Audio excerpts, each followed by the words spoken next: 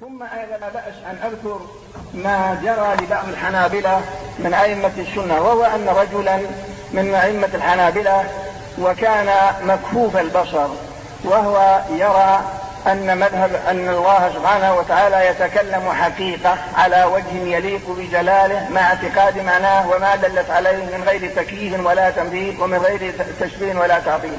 دخل على بعض الملوك وكان عنده ناس من أكابر المعتزلة، فقال سلم على أمير المؤمنين، قال له المعتزلي: يا حنبلي.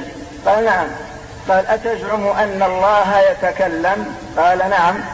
قال: إذا وقفت بين يدي الله يوم القيامة وقال لك: يا هذا أين وجدت أني أتكلم؟ ماذا تقول؟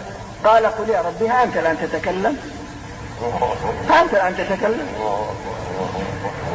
لم يأتي بآية ولا بحديث، بل رد عليه من كلامه.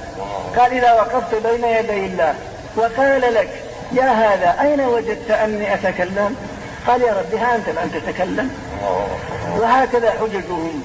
فالعقيدة سلفية، العقيدة عقيدة الصحابة، عقيدة التابعين رضي الله عنهم، كالبخاري والأوزاعي والزهري والإمام الشافعي والإمام مالك والإمام أحمد والإمام أبي حنيفة وغيرهم من الأئمة الأعلام.